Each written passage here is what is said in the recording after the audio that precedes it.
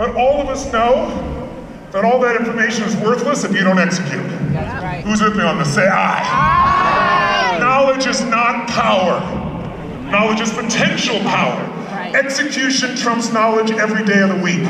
But you gotta get the knowledge as the first step. But most people only get the first step and then they beat themselves up because they're not following through. And I want to show you why you didn't follow through, and more importantly, show you today how to make sure that you will consistently. Because that's the secret sauce. It's one word, action. Massive action will cure everything. But most people's idea of massive action is try, doesn't work. Oh shit, I need to do something else.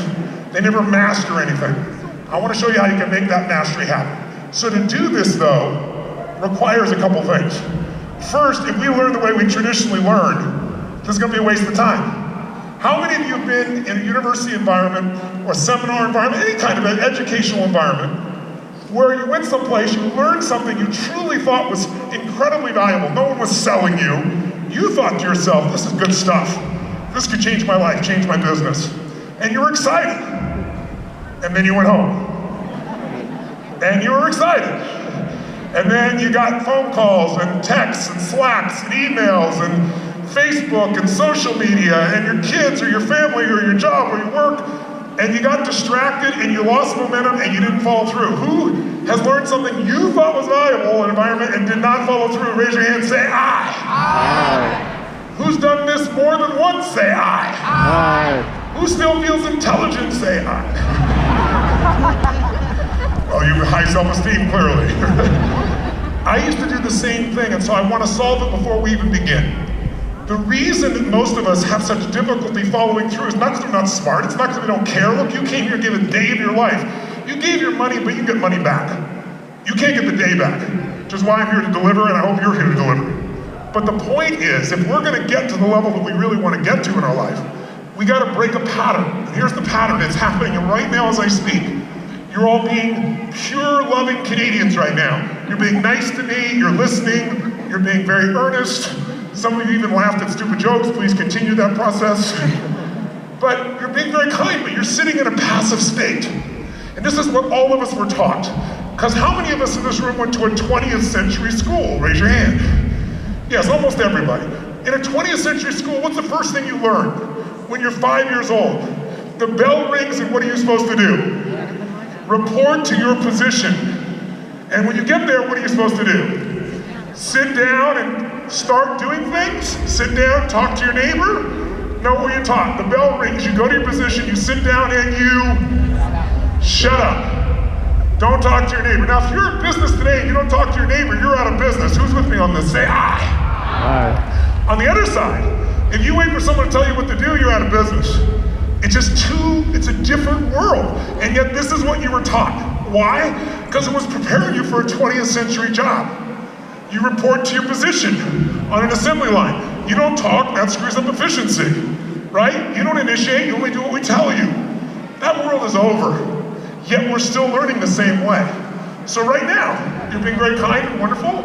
Some of you are smiling, enjoying yourself as we just get started, but the state you're in is passive.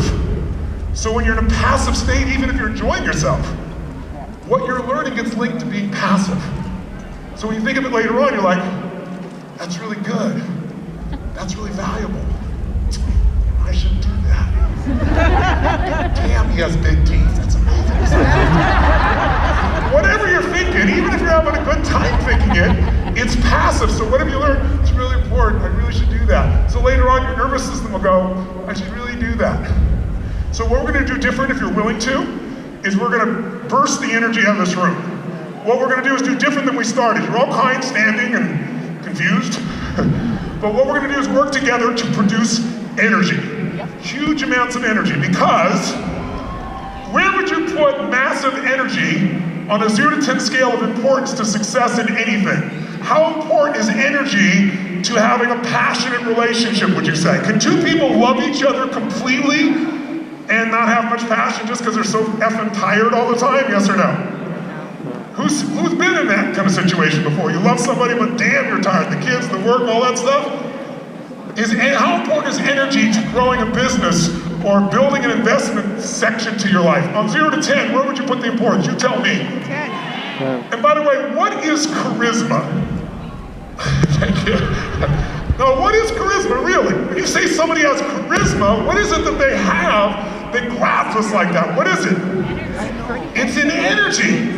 Haven't you seen someone who's not even that attractive? Maybe they're a singer and they have a giant nose and shit. But when they sing, they're the most beautiful thing in the world because this energy is coming through their face and their eyes. Who knows what I'm talking about here? Say I. And yet, what would you say is the average level of energy of the average North American? If 10 is unstoppable intensity and 0 is dead, where would you put them? I think most people are in the 4 to 7 range. Achievers are 8 and above.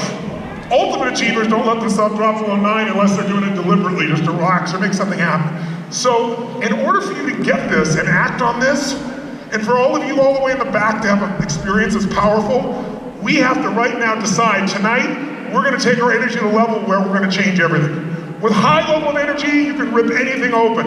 With low energy, everything falls apart. Who's with me on this? Say I. So where does energy come from, by the way? Where does it come from? Food? Food? Who here has had a holiday where you had plenty of food? Let me see your hands here. Can you remember your last big holiday, plenty of food? What happened? You went and ate how much?